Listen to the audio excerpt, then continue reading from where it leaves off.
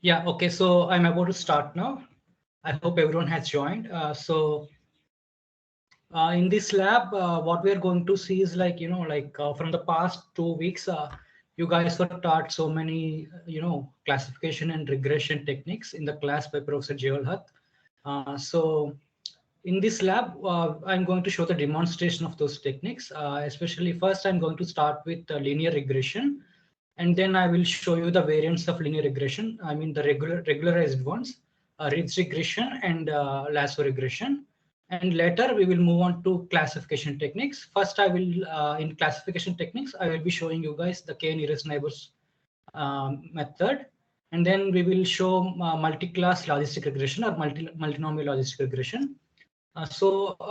In most of these, demonstrations I have done using scikit-learn, but you guys can, kind of implement from scratch. Can compare the performance of your model with this one. You can always do that. I'm leaving it as an exercise for you guys. For multinomial logistic regression, I have shown the full code from scratch. But for the rest of the things, I have implemented using scikit-learn. So the idea is to, like some of you may be knowing all these things, but many of you don't know how to, get started with implementation. Like you have learned so much theoretically, but you don't know how to implement them. So I will be giving a demonstration, and while giving the demonstration, to make you guys understand it, in more detail, I will be showing some, some plots or some equations from some articles which I have collected in the middle, so that it will be clear to you guys. I hope it's clear for everyone. And in the end of the lab, after these demonstrations, just now actually Professor Jewel Hutt said that he will be sending a problem. At the end of the lab, I will be sharing with you all people the problem, and you have to start coding it. Okay, so it doesn't consist any mark, I guess, many marks, I guess, but just for practice sake, you have to, start implementing it at the end of all these demonstrations. I hope I'm clear. If anyone of you have any doubts, you can let me know.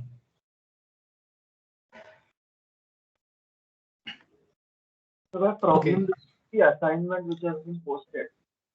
Yeah. So Yes. Submitted by like 30th Jan, that one, right? Yeah. So I'm not talking about that problem. No, that is an assignment problem. So for that problem, you have to, implement it from scratch. Okay, you don't have to use any library functions. You have to implement from scratch, and by the end of January 30th night, you have to submit on Moodle. So I'm not talking about that problem now. I think Professor Jewel Hutt is going to send another small problem which you can code after these demonstrations.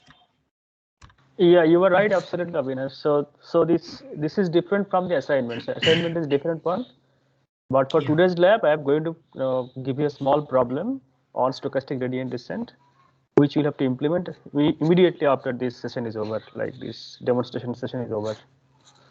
Excuse me, sir. Yes, please go ahead. Yes, sir. It was said that you will be sharing a Google form for team members for getting the team members' name and all. Mm-hmm. So when are you going to share? Yeah, I'm just sending now. Yeah. Okay. We just. Thank you. And where do we have to submit the problem which will be giving after the class? So after this one, the students lab. Yes. Hello. Yes. Today's lab. Yes. Yeah, you can submit it in MS Team if you like. So what is the deadline for it? So for today, it is a practice problem. Okay, so you just like writing something from scratch. So you try to finish it up by today only. Okay, if not, then you can submit it later. Okay. Okay. Hello, sir. Go ahead. Sir, if we don't know anyone in the class, like, will you assign us randomly, or like we will not get? No, I am not going to assign or form any group for you. It is you have to decide. Okay.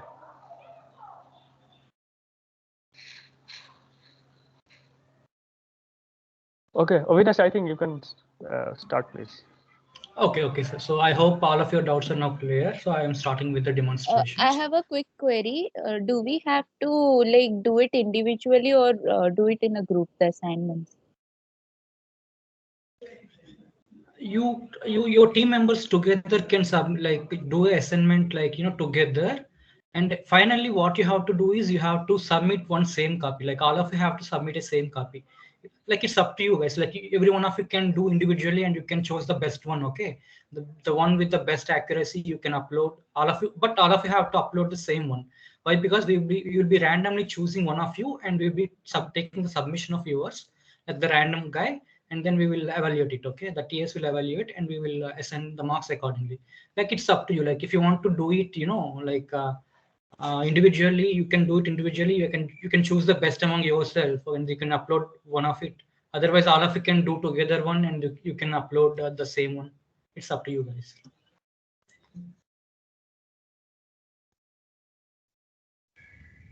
Hello, sir. So it's hello. Yeah, Apurv. Yeah. So it's okay to have Go ahead. 7 members in the group, right? Sorry, say again. It's okay to have 7 members in the group, right? Yeah. I think that's what Professor Adamitra said. Responded to your email. Yeah.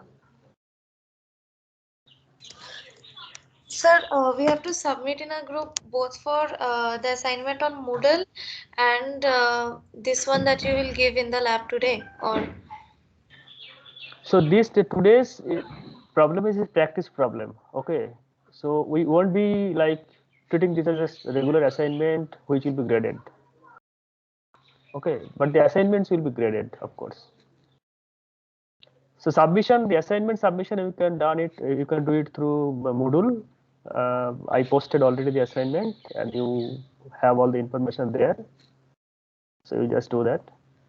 Now, if you prefer to submit this today's like practice things through Moodle, I can create a channel for you and then you can submit it also there.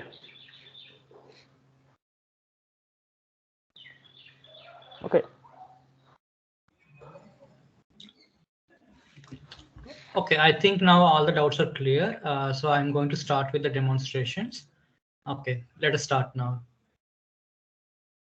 So the first part, I'm going to cover this linear regression and its variants, the regularized ones. So as we know, in linear regression, what we assume is what the assumption is the relationship between the independent variables and the target variable is kind of linear. Okay, so what happens in that case? So first, let us try to implement linear regression, and then we will see the variants of it. Lasso regression and Ridge regression. So here is the code. I hope all of you can see my screen. In the end, you guys need not worry. So I will be uploading these IPython notebooks in MS Teams. You can refer them, and you can try changing the data sets, and you can play with it. Like you can do some experiments with it. So it's up to you guys. So okay, let's start. So for this doing this linear regression and its variants for demonstration, first we have to import the modules. Like here we can see we need pandas, numpy, and matplot library. So we have implemented these three things here, and then we are going to work on Boston housing dataset, which is kind of inbuilt dataset of scikit-learn. So this thing you can see the code I guess. Yeah. So this the second cell here from sklearn datasets, we are importing this Boston dataset, and we're going to assign it to this Boston object. So this is I am printing this. So Boston here, the third one. So it's going to be like this. The dataset is like this. Let's scroll down. Yeah. So now we are going to use pandas data frames for the playing with the data set. So what we are doing is like here we are taking this data frame, we are taking the data set into pandas data frames. And like the columns of this data frame is going to be feature names, and the target variable is going to be the target of the data set. Okay.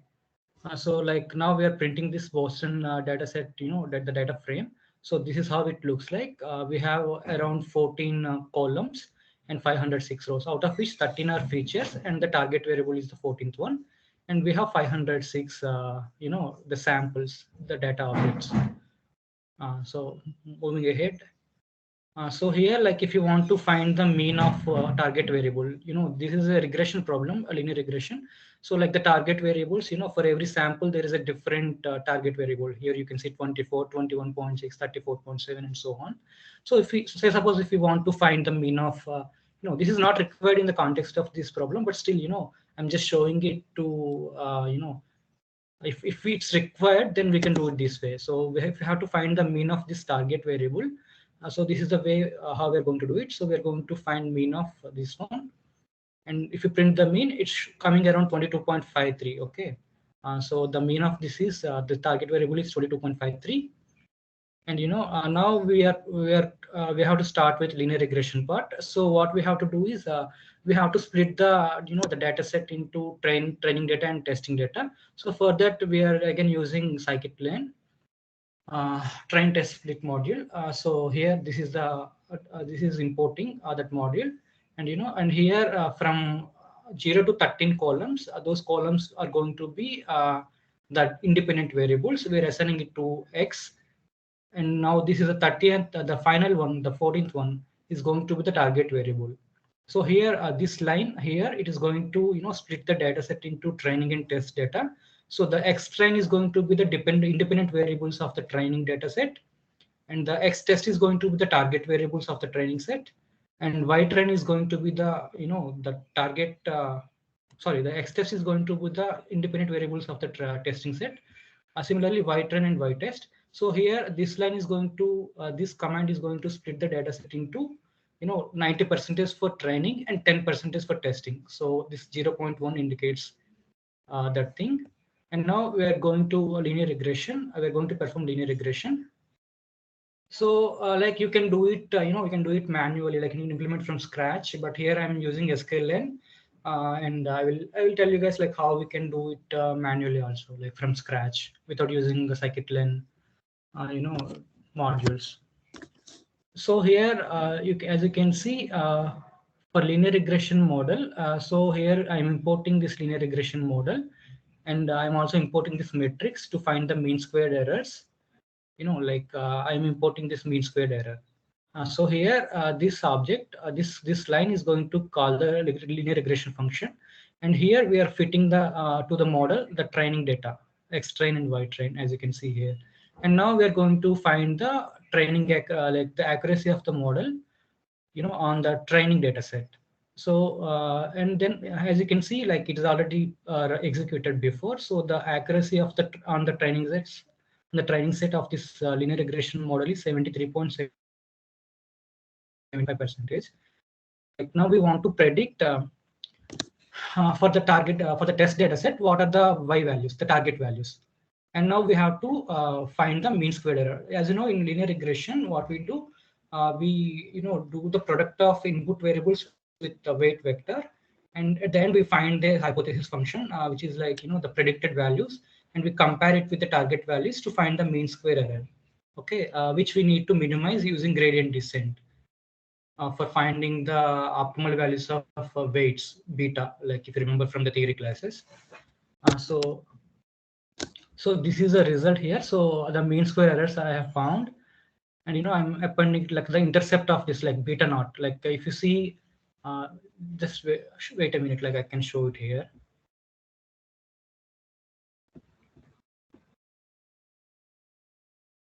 Yeah, so this beta naught is going to be the intercept here, as you can see, and this beta 1 is going to be the coefficient, like weight value.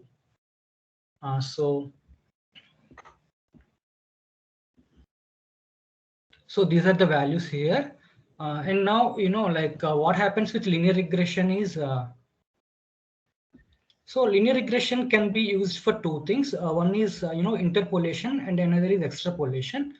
So as you can see, like in interpolation case, this is a sample data, like where it is showing the number of college graduates with master's degrees in the US every year. So if you see like in millions, so in 2001, the number of college graduates is around 1.3 millions. And in 2018, it is around, like almost 2 millions. Okay. So here you can see only, the 5 points here. But if I want to find out, the number of college graduates in millions in the year 2007 or 2008, then accordingly, I can say like it's around 1.5, like my model can predict accordingly. So this is called the interpolation problem. And the extrapolation problem is like you have set of samples and you want to predict the output for the future. Let me show the plot here. Yeah, this is the extrapolation problem. So if you want to find the number of graduates in the year 2018, you can find it using this extrapolation technique. Okay. So these two things you can do with linear regression. So, but linear regression, as I said, assumes like, there is the relationship between the independent variables and the target variable is linear, but it is not always the case. Okay. So what happens with the polynomial regression, so this is the case here.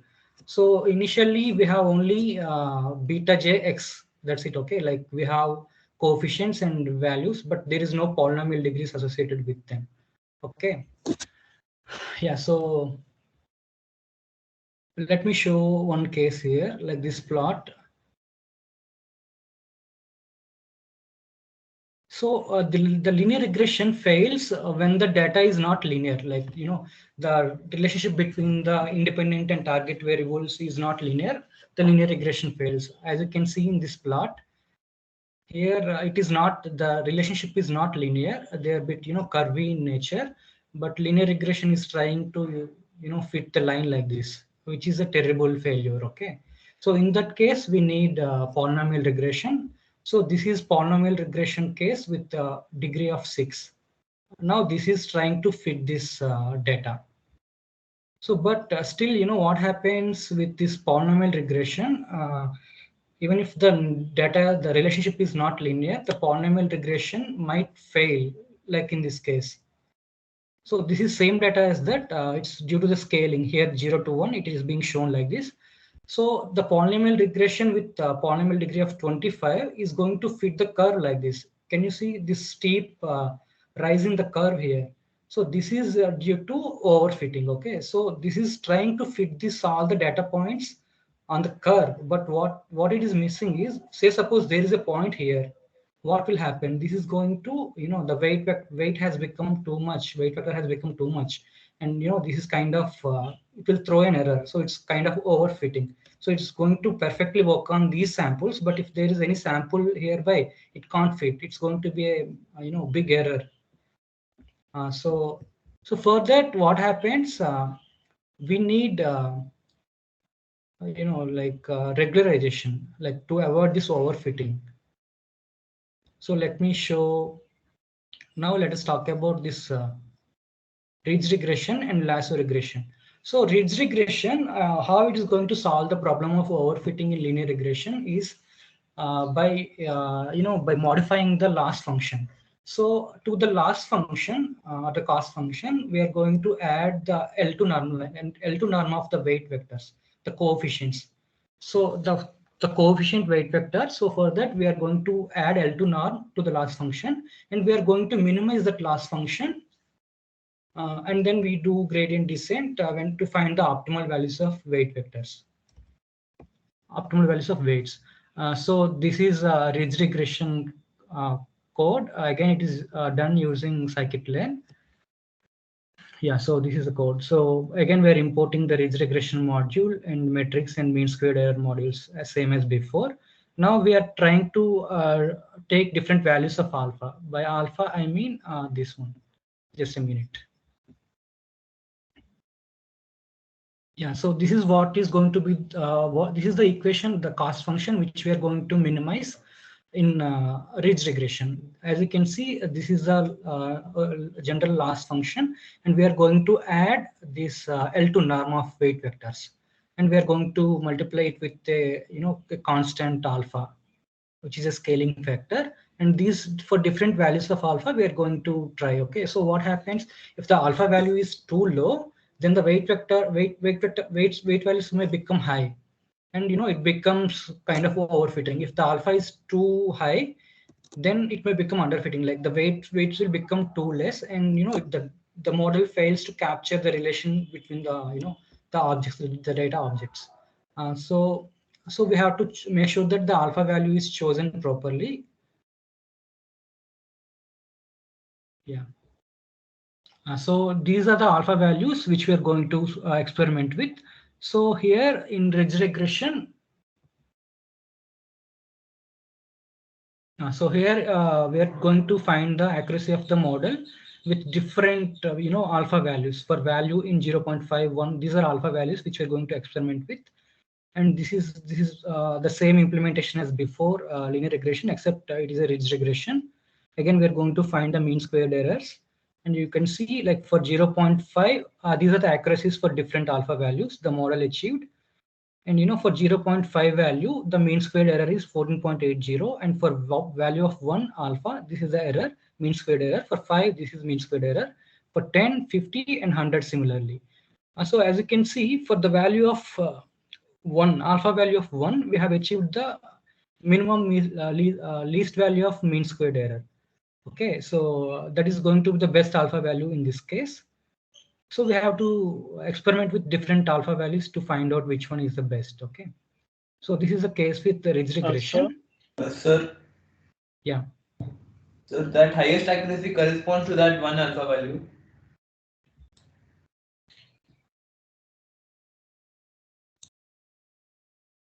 Where? No, I said least mean square error. No, like you printed the accuracy values, right? For those alpha, are those for those alpha values, the accuracy values? Yeah. So like, what do they correspond to? Like 73.67%. I think it's for 0.5. This alpha value 0.5. Okay. Okay. So, yeah. Can you explain a norm of beta in the regression in that file? That was not covered, I think, in the theory class. Which one? Sir, in the document which I had shown in ridge regression. Yeah. Okay, here, yeah. So do you mean this one? So this is actually this is this is our last function. Actually, you forget this alpha beta square part. What I mean to say is, like, for for linear regression, we are not going to modify our last function. The last function is going to be only this much, still this one, mod yi minus fix xi whole square, absolute value whole square for all I values. For this one, alpha beta square, it is our L2 norm. So beta is our weight vector, the coefficients which consists the coefficients of the variables. So this is going to be the L2 norm. You know the norms of vector, na? L1 norm, L2 norm. By L2 norm, so we do like this, like square root of the values with some square root of some values of vector values. Okay. So this is going to be this is alpha is scaling factor. So we are going to add this term because this, if this beta value is too high, okay, if beta values become more, like the weight values become more, this last function, this becomes overfitting. This is becoming overfitting problem. So we want to minimize that one as well. So we are keeping this beta values along with this minimization function, the last function. So we have added this one along with last function so that these beta values are regularized. Okay, so it won't cause overfitting. I showed once, here the steep rise. Yeah, you got it. Yeah. Okay. Sir, what is beta values like? Beta Those are parameters? coefficient values, like coefficient values. Say suppose you have x1, x2, x3 as independent variables, like features of a data set. So beta naught is going to be bias, and beta 1, beta 2, beta 3. So it's going to be, the equation is going to be f of x equal to beta naught plus beta 1 x plus x1 plus beta 2 x2 plus beta 3 x3. So those betas are weight, coefficients, weight coefficients of feature variables, or the input features. I hope I'm clear now. Okay. So if you're overfitting, the beta square values will increase. Yeah. The weight values will become too much, which is not required. It becomes, the model is going to be complex and it's going to overfit. Okay. I hope I'm now clear. So now I'm going to moving ahead to lasso regression. The lasso regression is same, okay, same as ridge regression, except it's going to see in ridge regression, the loss function is, we are going to modify the loss function with L2 norm of weight vectors. Okay, but in lasso regression, we are going to do that with L1 norm of weight vectors. Let me show the document once again to make it clear for you guys.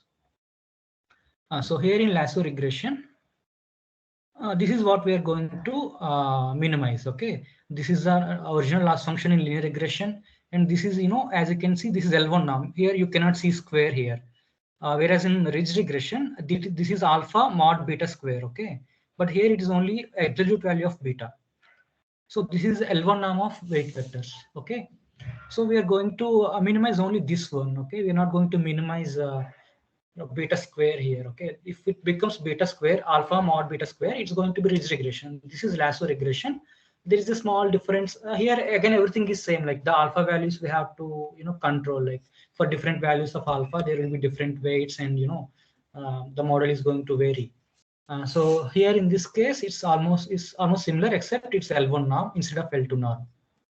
Okay, let us show me the code here. So it's again everything is same. Instead of ridge, here I'm importing lasso, and everything else is same as previous two things, linear regression and ridge regression. So here is the accuracy for the training set, and these are the values. Like for here I have taken alpha as 1 because for alpha value of 1, it has given least minimum mean square error in previous cases here.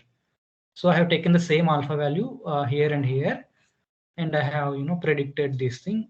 I have done this modeling. So this is a linear regression part, and there is one more thing I would like to show here. As you can see, what is the difference between linear regression and ridge regression and lasso regression can be seen here. As you can see, we are going to take the square of the beta values there. So which is so in lasso regression, what happens typically, the weight values will become very less. It's because we are taking L1 values, L1 now. So here in this is the case of ridge regression. As you can see, the weights are a bit higher. Here the weights are a bit low. It's going to be sparse. Okay, so only certain features are going to be given more importance. So like instead of despite of giving almost same accuracy, but this is like a more energy efficient way of implementing, because most of the values, the weights are almost zero, like almost close to zero. Since we are taking L1 norm here, since we are taking L2 norm here, like we are squaring the weights, so they'll be bit high, they'll be bit on high side, and the weights are here bit on low side. So except that, everything else is almost same. So that's the case with linear and ridge regression. So if you have any doubts, you can ask. Otherwise, we'll move to classification techniques. First, we will cover k-nearest neighbors. Any doubts?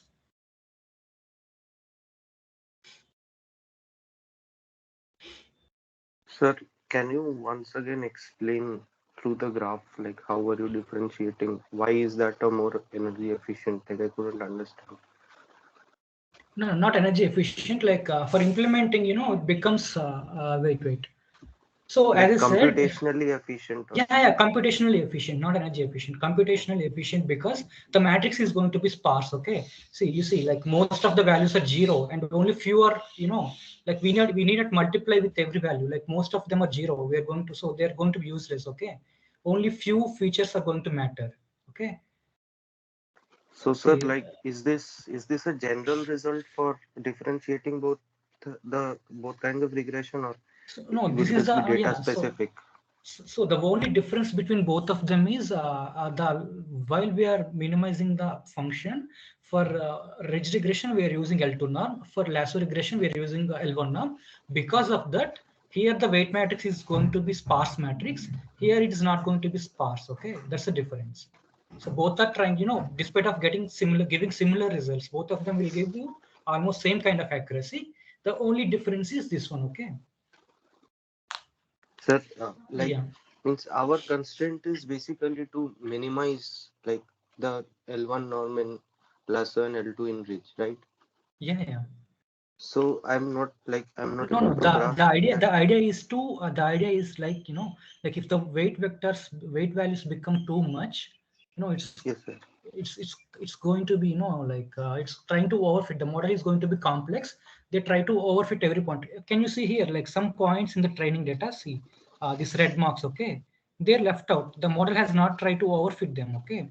What happens Yes, if sir. it tries to overfit, okay? If it tries to fit every curve, then there will be a spike like this I have shown before, okay? So can you see these points are left out? Like, in the model, if the weight values become too much, the line will pass through all these points very exactly. And, at some, and between some points, there will be some sudden spike. What if there is some point here that will be mismatched and misclassified, okay? Like mismatched, okay? It's not there, it's going to throw a lot of errors. If I have some 5 Okay, points sir. here, it's going to cause like, it's going to add more up to mean square error, okay? The mean square error is going to be increasing. So that's not a like useful thing. Now that's why we are going to do this thing. Okay. I hope I'm now clear. Yes, yes. So one doubt. Yeah. So how is the accuracy computed in this case? Like, is it just computed from the cost, the loss, the mean squared error? No, here, this line. Okay. Can you see this line? Yes, sir. So here,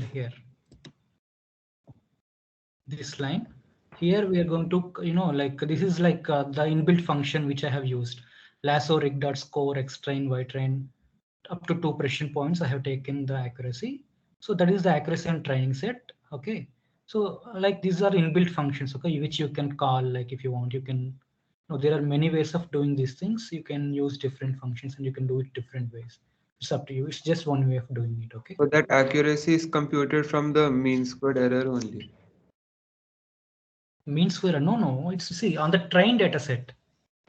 So we are see once the model is built. So here we are not building the model from scratch. Okay, I'm not showing how to do it from scratch. So if you have to do it from scratch, you have to pass every sample, and then you have to find the hypothesis value, and then you have to compare it with the true value, the predicted value with the true value, and you have to find the square error, and you have to for all the samples you have to find the mean square error. I'm not showing that, like it's everything is like I'm calling it directly the function. Yes, sir, got it. Okay. So any more doubts? Then am I audible? Yeah, audible. So is the accuracy computed using true positive, true negative by total number of You're talking about confusion matrix. Yeah, you can do it. Like, there are some inbuilt functions for that also. You can, I have not shown them here. I have not implemented them. So you can create the confusion matrix, like for finding true positive, false positive, true negative, false positive. Then you can, find out precision, recall, and accuracy. All those things you can do. So, like you can refer, like there are so many ways of doing that. You can refer some standard resources, and you can like, I will upload this course. You can try, you can experiment with them yourself. You can run them with different data sets and you can try out. I hope I'm clear now. Hello, sir. Yeah. Sir, why does the spikes mean there are large beta values? Large beta values, because like we are not regularizing them. The weights now we are, it depends on the wait, let me show here. So this thing is happening because the model is trying to fit every data sample. It's trying to fit everything. Okay, like the model is going to be complex, and the weight values now, it will like after every sample we try to update the weights now. At some point the weights will become high, and if there are some points here, it's going to be it's going to So, like, how cause we are lots of making the conclusion that weights will be high? Yeah, weights will be high when you don't regularize them. Okay, so it's general, like you can experiment them. Okay, you take some sample data, maybe you create your own data set with some 10 values. Okay, and then you try experimenting. You will get it, I think.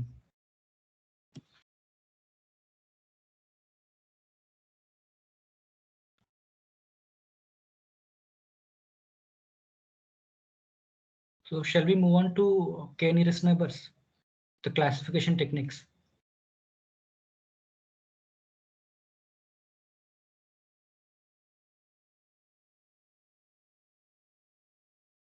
Okay, then let's move on to k-nearest neighbors.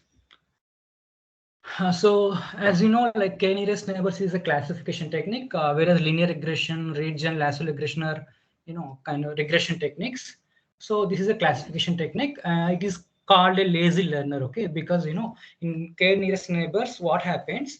It just the training data is just being stored, and only when there is a need for a sample to be classified, for as a cat or dog, say suppose, okay? If you want some sample to be classified to some class label, then only you will be you're trying to compare find the similarity measures, and the most k similar ones you're going to take, and whichever has the majority, according to the majority, whichever has of the k has some label c, then it will be classified as class C. Okay, so it's called lazy learner because unlike other models, now it won't build a model.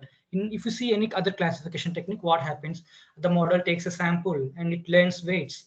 Like they do back propagation and kind of learns weights, adjust weight parameters after every sample. If you follow stochastic gradient descent, okay, after every sample, that's weight vectors are being modified, and you build a model, and then you give a separate test sample, and you want it to predict the class label of that sample. But here in k-nearest neighbors, it is not the case. There is no concept of building a model. It simply kind of stores the data, and then if you want to find the class label of your test data sample, you try to find k similar the value, like the samples, and out of them, if some if one class is like majority, then you try to assign this value to the class label of the majority samples to this test sample. So that is the case. That is why it's called lazy learner, and it is a non-parametric method. So here it's like like only there is one hyperparameter k which we have to decide. But if you see linear regression, there we have features and coefficients, beta naught, beta 1, beta 2, all those things. Here it is not the case. We just have to find the distance with some similarity measure. Say suppose Euclidean distance, Jacobian distance, Manhattan distance, all these things are there. Okay. So this is the case. So for k nearest neighbors, I'm trying to implement. So same thing I have followed, like from scikit-learn only I have implemented. So if you want to implement it manually, what you have to do, first you have to hold the dataset, training dataset, like you have to split the dataset into training and test dataset, and you keep the trained dataset separately, and then you have to make a function for finding the Euclidean distance of two samples. And then then you have to sort out you have to perform some kind of sorting, like say suppose if the k value is 5, you have to find 5 nearest neighbors, then there should be, you should be writing a function for doing it, like sorting five sorting and finding out the 5 closest samples, and then you have to figure out like which class majority of them belongs to, and you have to assign that class label to this test sample. Okay, so that is very easy to do. You can experiment with it, and you can, like, I will upload these things, and you can try to do it from scratch. Anyways, the assignment for this weekend is going to be already uploaded, and I think it's going to be on condensed KNN. So you will get some idea about it when you do it from scratch. So this is a case here. So again, I'm importing k nearest neighbor classifiers, and then like I'm going to import this train test split package for splitting the data set into training and test data set. Again, NumPy and PyPlot and dataset. Here I'm going to work with load iris dataset. So this dataset also I'm importing from scikit-learn. So here I'm loading the dataset from load iris function. It is going to be copied into this, and so this is feature and target arrays. This X is going to store the data feature values, and the Y is going to store the target values. Okay. So here I am, again splitting it into test and train split, just like I have shown in regression problem. So again, I'm going to, like here I have taken the number of neighbors to be 7 in k nearest neighbor classifier, and I'm going to fit the model, and here I'm going to predict for test value, like test data. So X test I have taken. So as like this iris data set is a the data set which has 150 data samples, and all the data samples have 4 features, and the target variable is like you have to predict the species of iris flower. Like there are 3 kinds of iris species. Setosa, Virginica, and versicolor. Okay, so like 0 here. So 0, the class label 0 stands for like one type of species, and 1 for class label 1 for one species, and 2 for another kind of species.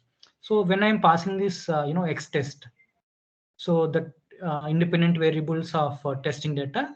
So this is going to be the prediction, like the first test sample is going to be predicted as class 1, and the second one is class 0, third one is class 2, so on. Okay. Sir. Yeah. What does the random state means? Random state. Okay, so this has to be mentioned. See, when you run this algorithm for multiple epochs, okay, if you run it multiple times, if you don't mention this random state equal to some, you can keep it any number, okay, 42, 361, something, whatever number. Okay, so it like when you keep this random state command, it makes sure that every time the same the data is split in the same fashion. Okay, otherwise what happens, every time the data will be split in different ways. So this thing makes sure that all the time, like for two runs, the same data set, the data set is split in the same fashion. Okay, and you can find about it more in if you the description of this the function. You can scikit library functions. You just go through this function description. There it's clearly mentioned. Like there are some more parameters which I have not mentioned here. Like. So that you can do by yourself. Like you can check like what and all parameters can be included and what does that mean. So those things you can learn for yourself. And just to make sure that for all the runs, the same data, the data set is split in the same way. This is being put here. Okay. So now this is what I have explained already. And this is the prediction score I'm printing here for test samples. So the X test we have and Y test just now we have predicted, and this is going to be accuracy for this model using scikit-learn 96.66%. And now you see, like here I have taken k value of 7. What if like we have to experiment with different k values? No? See here, that is I'm going to do like from 1 to 9. So 8 values, like 1, 2, 3, 4, 5, 6, 7, 8. For k values from 1 to 8, we have to do the same way. Like we have to see like which value of k is, like what happens if k value is too small. Let's say suppose k is 1. What if it predicts if it matches with the outlier? Okay, some noise pointer outlier. If it matches with that one, like the similar point, and it may give you like wrong result. Okay. Also, like if k is too small, there will be some problems, and k is too high, there will be another problems. Okay, the computationally it's going to be expensive, so we have to find different values of k. What is going to be the classification accuracy? And so this is the way of doing it. So like here I'm trying for 8 values of k 1 to 8, and so for ik in enumerate of neighbors. So this is going to be the k value is going to be assigned here from 1 to 8, and for every time we are going to do this KNN model, and we are going to find the train accuracy and test accuracy. Here the plots are being plotted. So X label is going to show the number of neighbors, and the Y label is going to show the accuracy. And the testing data and training data, these are the accuracies you will find. You can experiment with, here it's different scenario, but you try changing the data set and try, like if the data set is large, you can change the number of neighbors from maybe 1 to 20, 1 to 30, whatever, and you just try and you will get different plots different times. And you can, like I will upload this program afterwards in the MS Teams, and you can experiment with different data sets and different values of k to understand how it functions. I hope I'm clear now. If any of you have any doubts, you can ask. Otherwise, we will move to logistic regression.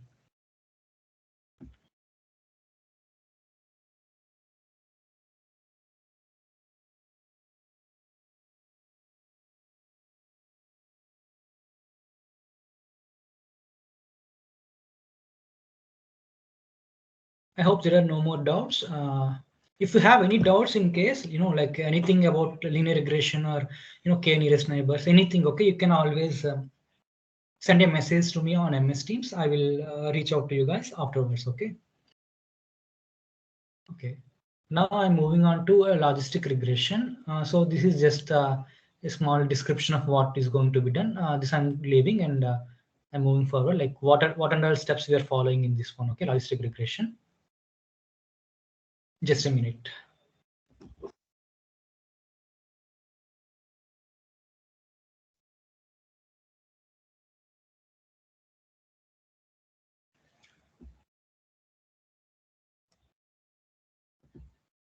Yeah.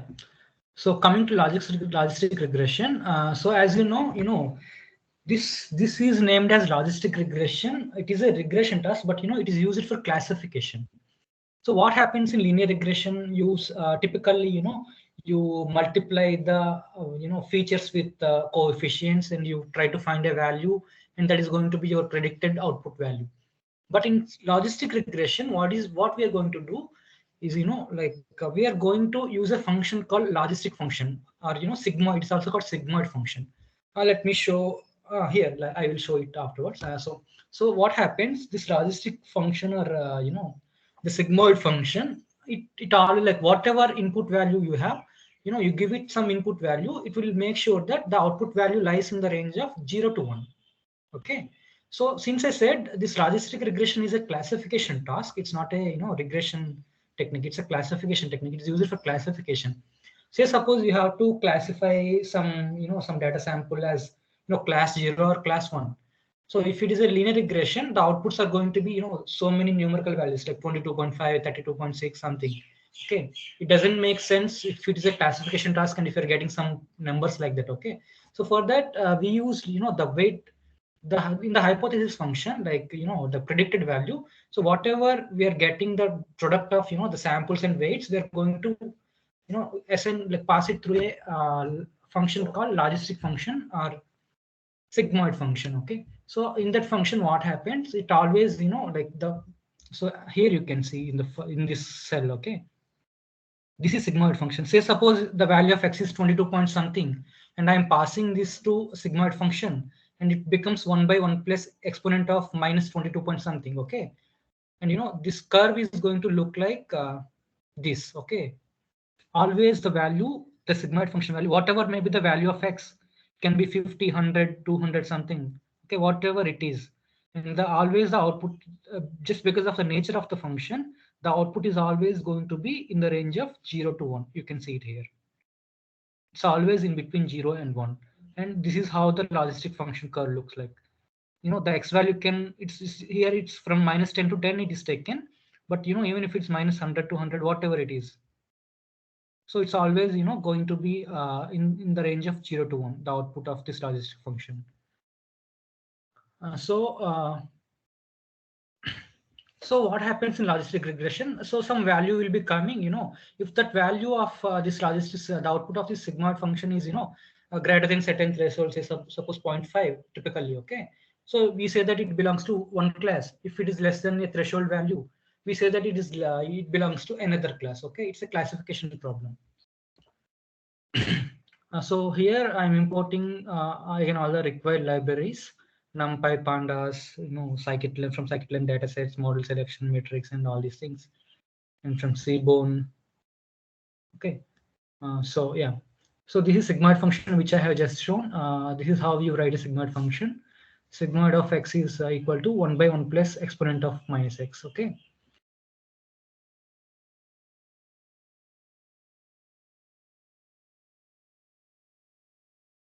Yeah, so just to demonstrate how the sigmoid function looks like and how it works, this is taken for your better understanding. I have done this, the same thing. Okay, I have taken values from minus 10 to 10, and I have these two are same actually. These two are different ways of doing the same thing. NP dot array of writing all the values, and NP dot range of minus 10, 11, 1. So I'm passing the x values here, which are taken there in sigmoid function, and the y value is going to be appended.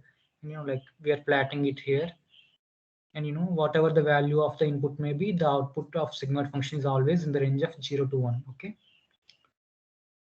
So now again we are going to work with iris dataset. So I'm importing iris data here, and I'm copying it to pandas data frames, and here I want to do the pairwise plot of these values, like the feature values. say suppose here, I call like here the HUE equal to species refers to the variable with respect to what we are going to compare the features. Okay, so here as you can see, these are four features: petal width, petal length, sepal width, and sepal length. These are the four features of the data set. And as I say, like there are 4 features and 150 samples of data set in this iris data. So here you can see on the right side, the colors 0, 1, 2. The dark one belongs to class 2, and the 0 belongs to class 0. Okay, the lighter one belongs to class 0. So here is the pairwise plot using Seaborn package, which is a visualization tool in Python. So here, like sepal length versus sepal length, it's going to see here. Here, this is going to be class 0 sepal length and class 1 sepal length. This is class 2 sepal length. How they are distributed. And here the samples, okay, like how they are distributed. Everything is showing like pairwise how they are distributed. Okay. Just for your understanding, I have done that. If it required, okay, in an assignment, if if a faculty asks you to, if you gives an assignment and if you ask you to plot something, then you should not be in a position to you should not be in a position like where I don't know. Okay, that's why I'm just kind of showing, since it's a demonstration. Sir. Yeah. And what does class mean here? Where? Class 0, 1, 2. They are like class variables, target variables, like class 0, class 1, class 2. Okay. So here in 0, see in iris data set, I said like there are three species of data. One is like Setosa, another is Virginica, and another is versicolor. Okay. Types. So 0 are types. Okay. The class labels. Okay. Okay. 0 belongs to one class label, 1 belongs to another class label, and 2 belongs to another class label. Okay. So this is a 3-class classification problem. Like logistic regression is a not 3-class classification problem. Like I forgot to tell you guys this point actually. So logistic regression by default is a binary classification problem. Okay. So you cannot give it a data set with 3 or 4 features, and if you ask logistic regression to work, it won't work because it's a binary classification problem by default. And there is an extension of this logistic regression called multinomial logistic regression, okay, which I'm going to show next. Okay, my next demonstration is going to be that one. So that is going to be multinomial logistic regression. So this is a binary classification problem by default, logistic regression. So here, even though we have 3 features, like 3 classes of I'm showing here, but when I'm going to implement this logistic regression, I'm going to take only the first 2/3 of the data set, which only consists of 2 kinds of species. So I'm going to exclude the 3rd kind of species from here. Like I'm going to remove, like I will show you the code for doing that downstairs, like down. Okay. When I scroll down, I will show you the code for that. So here, as I said, it's a binary classification problem. We're going to work with only 2 kinds of species. The 3rd kind of species, rows, we are going to delete from the data set. I will show you how to do it when I scroll down. Okay. So here, as you know, like I said, like the species now in this data set, they are the class labels, the target variable. They're not numbers like 0, 1, 2 by default. Like, so if you take the iris data set in original, okay, the target variables are like Setosa, Virginica, versicolor. So like the algorithm doesn't work if you give the character like stream of characters as input. Okay, so there should be a way where we have to encode them. Okay, so we have to make sure that all the all the samples belonging to class like Setosa, we should replace all the Setosas in the target column with 0.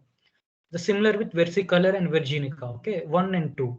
So for doing that, this is the code. Okay, this is again scikit-learn. There is a package called label encoder. Okay, so this is going to do that. And again, so now I'm like here what I'm doing, I'm dropping the final column, which is like species, okay, which contains the names, the string of characters. Okay, I'm dropping that, and here in place equal to true means here in place is true, which means like like we are not creating a different data frame again. Like we are keeping the same data frame without creating a new instance of it. Okay, so here in the final this is going to be added to the data set. Okay, this is going to be the final column now. As you can see, I'm printing it here. Now they have become 0, 1, and 2. Okay. The original data set, like from scikit-learn, if you download it, it's going to be 0, 1, and 2 only. But if you we have to work with dataset downloaded from some machine learning dataset repository. Okay, they are all like this 0, 1, 2 are not same, they're different. Okay, like Setosa, Virginica, and Versicolor. So for doing that, this is a process. Okay, so here you're going to convert them into zeros, ones, and twos. So now what I have explained before, I'm going to show now. Like as I said earlier, logistic regression is a binary classification problem. So we can work with only two kinds of species. Okay, the third class of species we cannot work.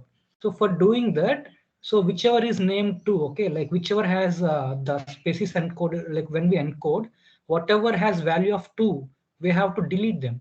So like here I'm doing that. Okay, so here I'm choosing the index name of 2. Okay, like whichever has value of 2 in the final column, the target column. Here I'm going to drop it. Okay, and I'm going to this is going to be my new data frame. Like I have dropped, like here, as you can see, the initial data set is like I said earlier, it contains 150 rows with 5 columns. Now it is 100 rows, which means it has only 2 kinds of samples, and you have 5 columns. Yeah, someone has a doubt, you can ask. So you are neglecting one category from the 3. Yes, exactly, because it is a binary classification problem. Okay, if you give three species of data to it, it will fail. Algorithm will fail. Okay, it is a binary classification problem. It can either say binary, it's like Boolean. Okay, binary, it's either true or false, 0 or 1, Virginica or Setosa, but no third one. Okay, so for multi-class, okay, for multi-class classification, we have another logistic regression technique, which I'm going to show next. Okay, multinomial logistic regression. As I said earlier, the logistic regression by default is a binary classification problem. Okay, I hope I'm now clear. Yes. Okay, then I'm moving ahead. So now we have 100 samples with 5 columns. We have eliminated one class of samples completely here, just because it's a binomial, like a binary classification problem. So now I'm going to split the data set into X and Y, like sorry. Yeah, so here the first values, that independent variables are going to X, and the target variable is going to be stored in Y, and I'm printing this X and Y here. As you can see, these are all X, and this is my target variables, zeros and ones, just to visualize. Okay, now we are going to convert those X and Y's, like the frames, into arrays, and now we are going to split the data set. Okay, these 100 samples we are going to again split into 90, and like here, okay, here I have made a mistake. Like here I have commented like 0.2 should be 20% should be test data, but here I have given only, okay, it's fine. Okay, here we are going to use 90% of the data for, so 90 of the samples for training and 10 samples for testing. Okay, so now we are implementing, like again, I'm using scikit-learn for implementing logistic regression. I'm not doing it from scratch. You can try it yourself. Like you have attended the theory classes, and I hope you guys know how to do it. So this is how you do it. So import the logistic regression function, and you are calling it, and you're fitting the model, the data set, and you're predicting for the test data set. Okay, so these are going to be the coefficients and intercept. Okay, so this is going to be the intercept, and these are like, we have 4 features. So these are 4 coefficients: beta naught, beta 1, beta 2, beta 1, beta 2, beta 3, beta 4, and this is going to be your bias, like the coefficient, another coefficient, beta naught. Okay, so this is what is being, like if you use scikit-learn and pass this data set, and after splitting it to train and test data set, this is what you're going to, these are going to be your final values of parameters. So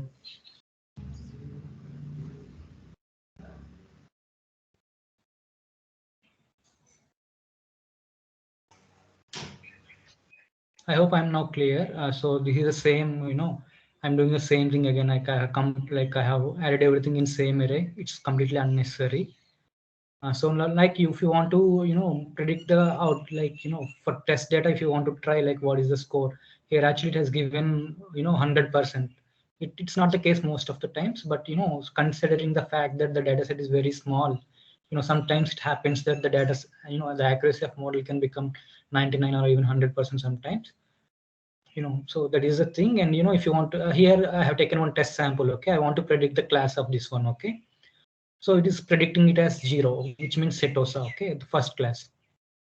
So I'm taking a sample data set here, sample data here, and I'm predicting for the logistic regression, using library function, what is going to be my output, and it has given us 0, which means Setosa. Okay, I hope I'm now clear, and if you have any doubts you can ask, otherwise we will move to multi-class multi-class classification of logistic regression, which we call multinomial logistic regression.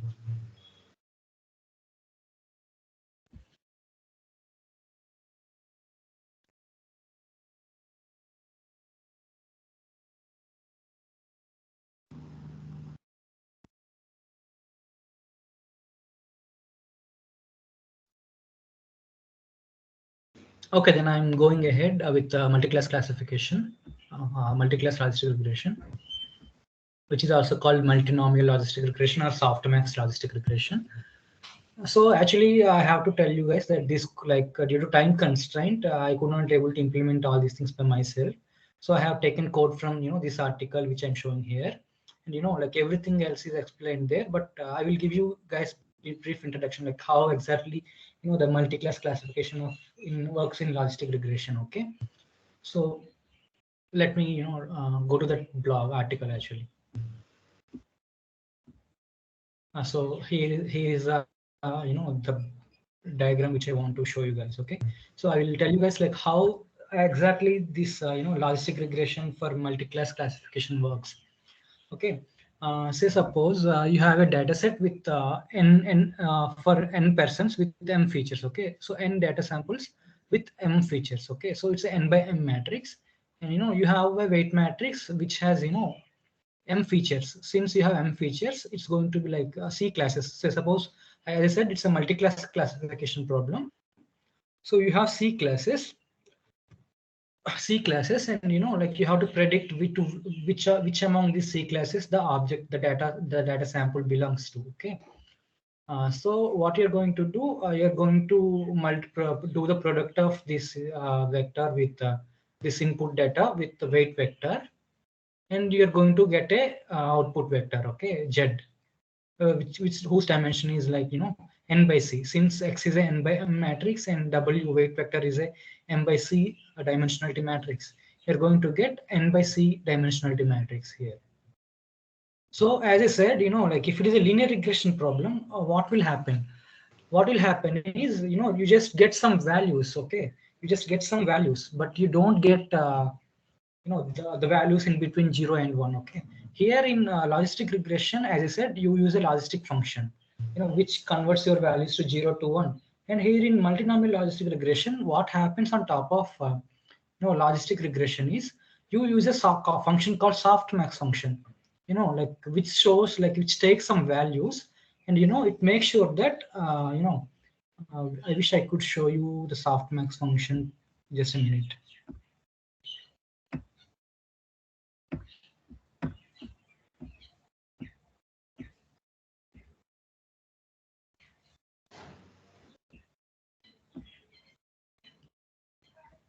I cannot find it here. Yeah, this is softmax function, as you can see here. So this is softmax function. Say suppose you have a input variable x. Okay, so you have some features x1, x2, x3, and okay. If you want to find softmax of those values, you have some values x1, x2, x3. If you want to find softmax of those values, this is the formula for that. Okay, e exponent of x1 by sum of exponent of x1 plus exponent of x2 plus exponent of x3. So this is how it works. So if you have some value, it makes sure that it gives you the probabilities. Okay. So say suppose the numerator is 0.3 and the denominator is 10, like 1. So it's going to be 30% probability. Okay. So it's like numerator divided by denominator, and where numerator is for one value, like for one value of input, and the denominator is sum of all the values. Okay. You can refer some standard material to find softmax function, and what are the uses of softmax function, like especially in neural networks. Softmax functions are used widely because of their it's very easy to do a gradient descent with them. because of its nature, like the nature of the function. Anyways, I'm leaving it out now. So here, what you're going to do on top of this thing, you're going to apply softmax function. So what is going to happen here? Like here, you're going to get some probability values here, like for object one, like for person one, here you will be getting like with what probability it belongs to class one. Say suppose 0.1, 0.2, 0.3, and 0.2 something. Okay, and each row adds up to value of 1. Okay. So like again, what you're going to do, you are going to find row-wise argmax. Okay, like whichever value has highest here in the probability, like as I said, like softmax function is going to throw some probability values here.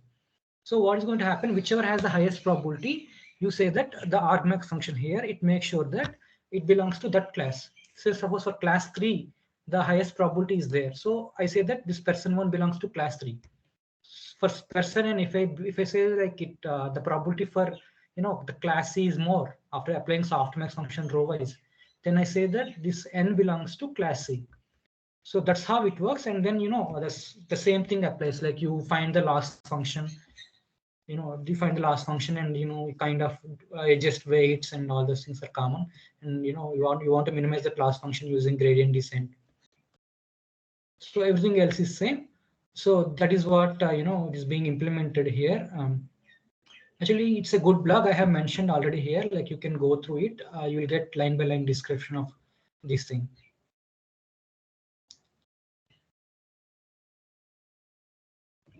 Yeah, here like here the same iris dataset is taken, and here this is used to find the last function, and this cell is going to be used for finding gradient, and this is for finding gradient descent. Here you can see the weights are being updated here.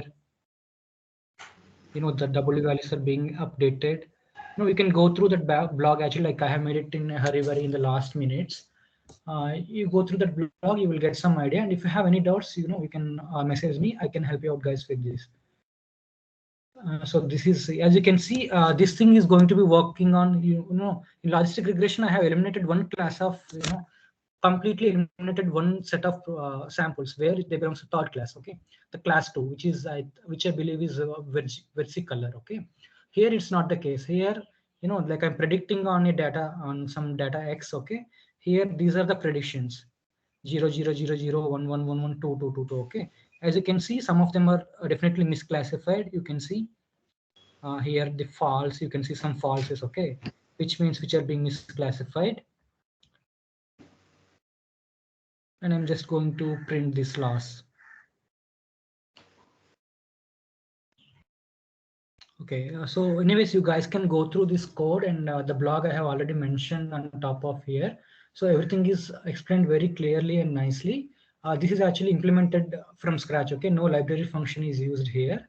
Like in the sense, like some library function are used for splitting the data set and all, but everything else is clearly mentioned. You can go through them, and if you have any doubts, you can always message me on Teams. I will clarify your doubts. And I hope you don't have any more doubts. And now you can, like, as George sir has already mentioned, that the lab problem for today is already given in the files tab. You can start, coding it for the rest of the lab session. And if you have any doubts, you can, I'm going to upload all these files in MS Teams now under lab material. You can download them, and you can work on them. You can try different things, and you can, if you have any doubt understanding anything, you can message me in MS Teams. I will clarify them. Excuse me, sir. Sir, just to confirm, in the lab problem, we use the SOBAR 72 CSV file, right? Still, I haven't seen what it is. Just a minute.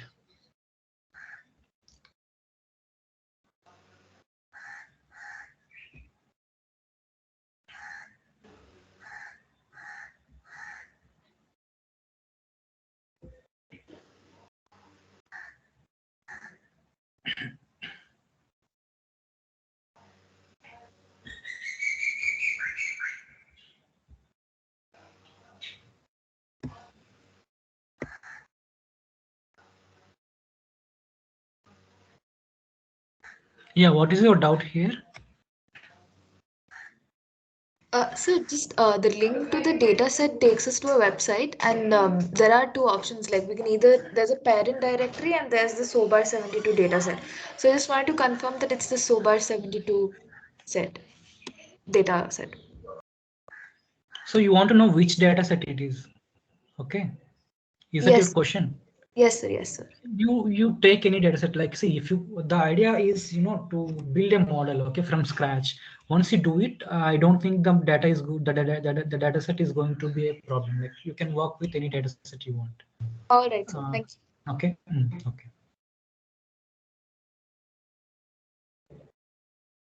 Okay. So I hope. So if you have any doubt with any explanation or anything in this demonstration I have given now, you can message me on MS Teams. I will clarify your doubts. Everything I have mentioned. Okay, I will share the blogs also. I will try to share the blogs for your convenience, you know, for better understanding. You can go through them. That will give you some better understanding. So if you have any doubts, you can ask now. Otherwise, you know, like, you can start continuing with coding till 5 o'clock. So in the next lab, what is going to be happening is, like, the TS will be demonstrating, you know, the next two labs are going to be important. So we are going to explain you the fundamentals of Keras and TensorFlow, and we are going to teach you how to, you know, make an architecture like deep neural network architecture, feed-forward neural networks, and how to train them using Keras and TensorFlow. So the next two labs, coming labs on 27th of January and 3rd of February. So we will be, you know, demonstrating all those things, Keras, TensorFlow, and how to use them for training deep neural networks. So please attend those two labs, don't miss them, and inform your friends to attend. As I can see, not many are attending lab classes and taking them seriously. And there is a chance that, you know, like, we may start giving marks for lab problems which we are giving regularly. Okay, so try to inform your friends also to join the lab session from next week. So that's it. Now you can start coding. I will stop sharing my screen. You can, you know, you can start implementing the codes till 5 o'clock, and then you can submit in MS Teams to Professor GL Pike. So what as is he the said. for Yeah. submitting this lab problem? See, this lab problem is a practice problem. If you are able to do it before 5 o'clock, well and good, you can submit, or you can submit it whenever you finish it. Like, there is, as I said, there is no marking for this one. We are not going to evaluate it and going to give you grade for this. But the chances are there, like, if many people are missing the lab sessions, like today or before labs, you know, there may be a surprise quiz or some small problem given, and you have to start implementing it before 5 o'clock. Okay. So there may be that time we may consider something for evaluation, but now it's practice problem. You're free to submit whenever, like, you can do it in your free time. Now you can start doing it till 5 o'clock. If you're not able to finish it before 5 o'clock, you can always, you know, like, in your free time, you can work and you can submit in MS Teams to Professor GL Pike. Okay, sir. Okay, I think I have stopped sharing my screen, and now you can start working, coding on that problem till 5 o'clock. And, you know, like, okay, it's up to you now. Like, you guys can carry on till 5 o'clock, and at 5 o'clock the lab session will end. And please try to attend next two labs, and also inform your friends, like those who have missed, if you know them. Just make sure that they are also attending next two lab sessions, because the next all the assignments are going to be based on those things. So it's very important to attend those lab sessions. Okay, then you can continue, and 5 o'clock we are going to end the lab session, and I will be sharing these files in MS Teams, and if you have any doubts, you can message me on MS Teams. I will clarify them. Okay, thank you. Sir, can you please end the recording?